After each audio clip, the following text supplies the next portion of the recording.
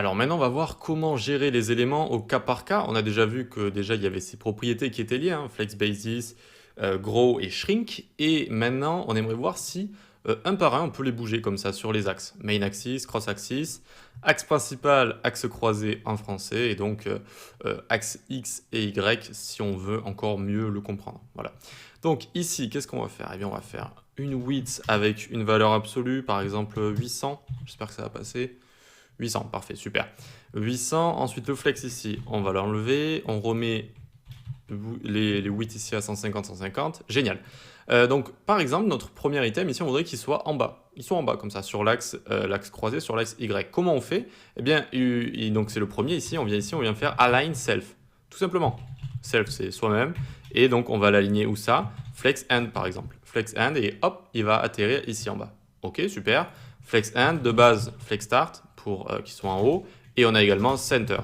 Voilà, tout aussi simple que ça peut être très utile si vous avez envie de bouger des éléments un par un. Malheureusement, il n'existe pas Justify Self, tout du moins la propriété existe, mais avec CSS Grid, qu'on verra après, hein, qu'on verra après tout simplement.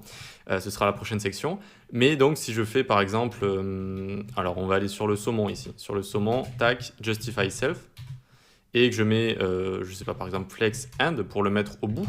Là, on pourrait penser que ça mette notre saumon, ici notre carré saumon tout au fond, mais non, ça ne fait rien, ça ne fonctionne pas ici. Ça fonctionne seulement dans des cas précis et pas avec Flexbox. C'est ça qu'il faut retenir, ça ne fonctionne pas avec Flexbox. Voilà.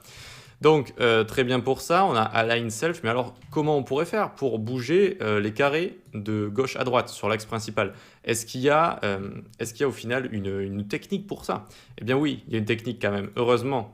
Heureusement, il y a une technique. Par exemple ici, mon carré saumon, j'ai envie de le mettre au fond, comment je fais? Eh bien je lui mets Margin Left Auto.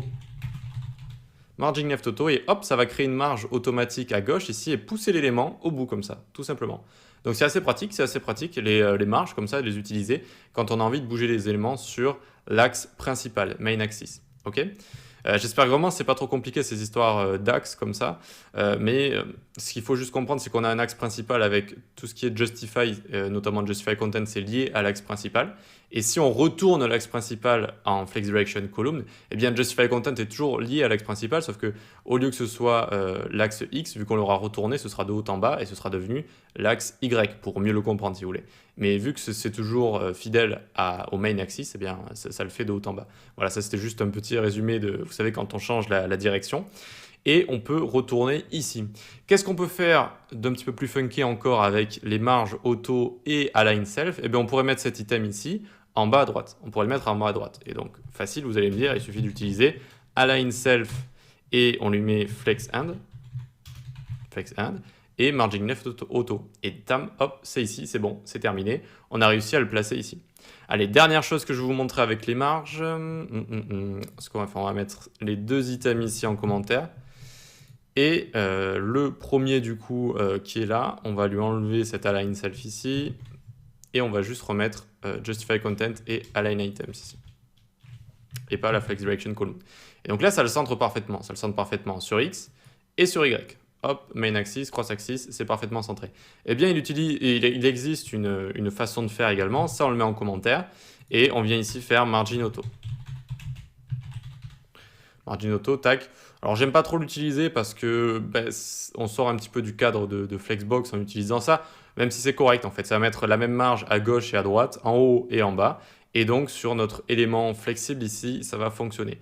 Notez bien que si on n'est pas avec Flexbox, ça ne fonctionne pas. Ça ne fonctionne pas ce genre de choses. C'est que quand on a Flexbox, qu'on peut créer les mêmes marges en haut, en bas, à gauche, à droite. Et donc si on inspecte tout ça, vous voyez ce que ça fait. Ça met de l'orange partout autour. Et en fait, voilà, ça met des marges un petit peu partout. Bon, moi, je préfère utiliser Justify Content Align Items. Je sais un petit peu mieux ce qui se passe que de lâcher des margin auto comme ça sur les éléments. Et puis ça fonctionne bien quand on a un seul élément, mais quand on commence à en avoir plusieurs, c'est vraiment mieux d'utiliser encore une fois Justify Content et Align Items. Voilà. Mais avec les marges, on peut faire toutes sortes de choses et notamment placer des éléments sur l'axe principal avec les margins auto. Et voilà. Allez, on passe à la suite.